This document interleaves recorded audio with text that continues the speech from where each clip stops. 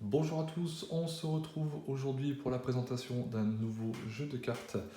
Donc très amérindien ce jeu de cartes.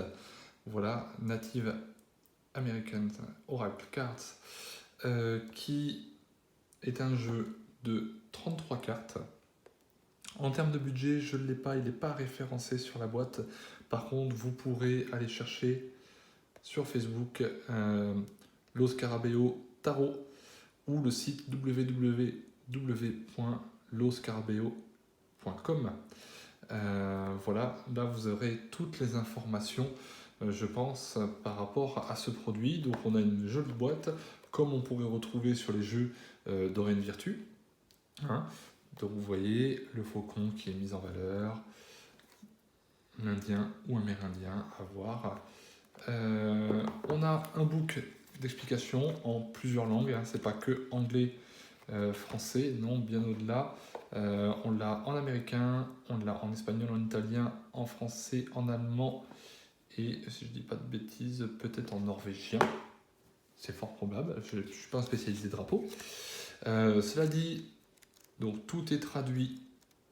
Hein, si je vais chercher les versions françaises qui ne doivent pas être loin, voilà, avec les méthodes de tirage,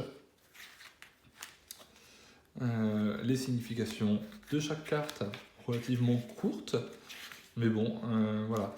Moi, en termes de, comment dire, de contenu et de signification, j'ai l'impression qu'on se rapproche énormément du jeu de runes que je vous ai proposé au début de la bibliothèque. Voilà le dos de la carte. Donc on a quelque chose qui est joli mais qui est simple. On n'a pas les bords dorés comme on pourrait avoir sur les jeux d'Orient Virtu. Par contre, on a un jeu après qui est très coloré, hein, qui est plein de symboles. Donc les cartes sont numérotées. Vous ne savez pas trop à quoi elles correspondent au départ si vous ne l'avez pas pris en main. Pour moi, c'est un jeu d'oracle. Autant j'en mets beaucoup dans la catégorie 1 sur une échelle de 1 à 5, autant là, on va dire qu'il est plutôt niveau 2, hein, voire on va frôler le niveau 3. Il demande un petit peu de perception, mais après, il est relativement lisible. C'est un joli jeu, là, à nouveau. Peu de cartes, mais à mon avis, si on veut vraiment bien l'utiliser, il faut apprendre les significations de chaque carte. Donc il y en a qui sont capables, d'autres sont moins capables de le faire. Ça demande à faire travailler la mémoire, mais après, ça va surtout demander, du coup, des référencements par rapport aux significations qui vont vous permettre de faire appel à votre médiumnité. Hein, donc vous voyez, moi je trouve que c'est un joli jeu.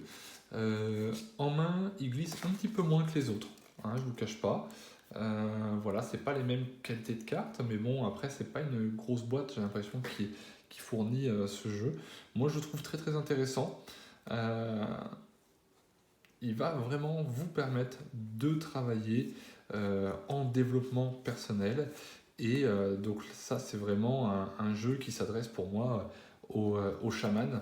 Hein, autant les runes, plutôt le côté druidique, autant ce jeu-là, le côté chamanique qui est mis en avant et qui devrait parfaitement vous correspondre. Voilà.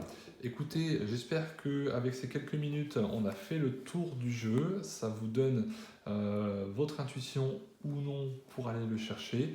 Donc je vous rappelle, vous l'avez sur Facebook, clac, et c'est là que vous retrouverez toutes les tarifications par rapport à ce jeu. Si vous voulez plus d'informations, partagez plus de moments avec nous, n'hésitez pas, rejoignez-nous sur Magnétisme, Soins et Guidance Dax, et je vous donne rendez-vous à bientôt pour un nouveau jeu. Ciao!